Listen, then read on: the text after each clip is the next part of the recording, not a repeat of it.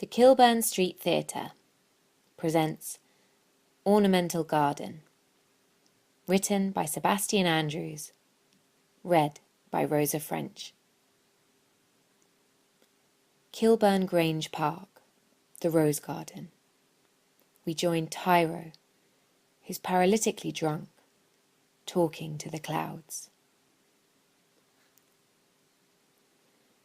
That moment she winces up, hysterical, trying to stop herself crying as I now cry on this drunken floor, while unconsciously searching the streets. I climbed out of my body bag with only a dental record tattoo sunk deep within my arm, gone to the ground again, daisy-pushed petals carried away in a voice, leaving only memorial stalks. Maybe an intuitive belief that something untoward was missing. But if I can't produce the body of the ghost, does that determine presence? No. The windows of my prison still remain shut. Touring only Kilburn with one clear intention, because she liked to stop and smell the flowers. I didn't ask questions at the bench. In the silence I found more, and not that last piece of this jigsaw, puzzling why it was left, withheld by my contrary intelligence, corporeal memory, those created in the heat of sadness. A mutilated Bic razor with the blades curled out for an operation, cutting out the cancer, improvising with something close to hand. Haunted castles and Ophelia's ghost now violently appear in the golden egg. Now please, throw me back. You, helicopter, hang me in this uncomfortable truth. Crystallized carbon black diamonds cutting deep into the shame that time only kills, doused with whiskey, ringing the running rounds from the realization, promised and broken, blotted memories redacted from the diving bell comma, hearing unintangible echoes from the surface, unable to prophesize the Midas touch of hindsight.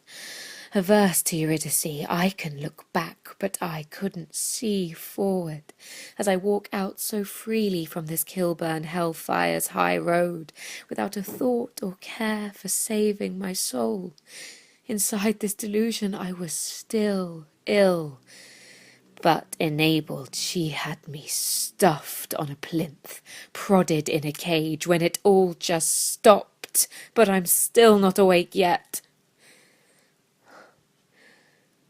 The evensong of Blake's neurotic dream, pagan revelations held inside these deliriums of hypertensions. Up high in the Corinthian capitals lurk for the connoisseurs 3 cloven rams' heads. Oh, found me out again then, inferious. The 4 heathens connected in a row of interlocking seats. Yet Rita, who is standing too close, her unseeing eyes flicker, stealing illicit glances, meanwhile mimicking her gesticulations, all out again for St. Patrick's. The sirens wail as the opticians are now in custody. A stifled dream, a decade of misfortunes part, that sober state of apophysis, sleep, where our dreams are our true memories, those physical places we return to in the unconsciousness, and through that reworked, constructed melancholy I can build a Kilburn where you are still imagined, where I am still the puppeteer, apprenticed to Bosch, taking the clergy's purse, creating self-taught ideologies of heaven and hell.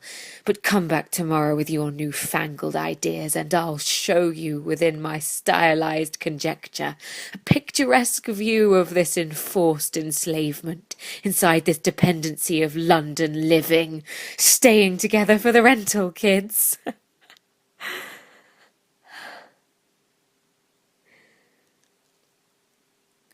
static statues that are now betraying pedestals of this unreliable narrative, because the betrothed are not all they are cracking up to be. On this immemorial Halloween night, losing a muse, finding oneself loveless in pictures on Facebook, knowing I couldn't stay out in Hampstead, writing odes to furniture, following instead the windless voice through my fingers as I did once before, in the preemptive demolition of sound, of love, and philosophers preaching death, forgetting the rhetorical device of three and all we will become of now. Old characters return with their surprise interludes, those 2 pence kids' insinuations that the shadow may be more than a resemblance. The doorbell rings with a knocked-up Snapchat image ignored. Bump, bump, bump. No, not yet, as the alarm is set to snooze. Using the 30p betting candles of the high altar, toasting a shabbier virginity to spark the light of the world. War zones, because I've never seen a pig in a field. So I picked a fight to replace prayer over the retention of my father's T-shirt property. Defensive we are. The childish romanticism of life inside a garden of weeping willow pet cemeteries, swings and sandpits, digging up with our trowels the monstrous recompense. Digital corpses of blank, adverse personalities, searching for an ending's attention, misconnecting misery, willing to reenact the battle for Watling Street with these infantile figurines. Your voice will not echo from the rooftops as I peer over the edge from the Valkyrie. It will not strike at 8:30 a.m. Cash converting these heroines into ghosts, whitewashing over the painting's truth stored in the varnish. The sheer act of memory alone calls in the removal vans of reality. As cracks appear in the canvas, the dark misty eyes have caught us out in the river again. And while those heavenly grey orifices open, weeping to water the streets, now not in my name, swamping the stubborn, house-proud aspidistras of medical dissection. But wait, while I ignore that, I may not be located where I should be. But I am alive tomorrow when I'll learn how to die. So did you ever love Leotes? Inside this mutually insured destruction? No worries, mate. I'll remember your face. A carnal thought plaguing my self-destructive moments.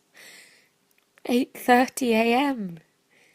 In this rosebud burial ground, I exhumed my corpse's torso, and the ringtone beats that final alarming thought that I'm finally awake, pulled from the flashcards of this last second dreaming.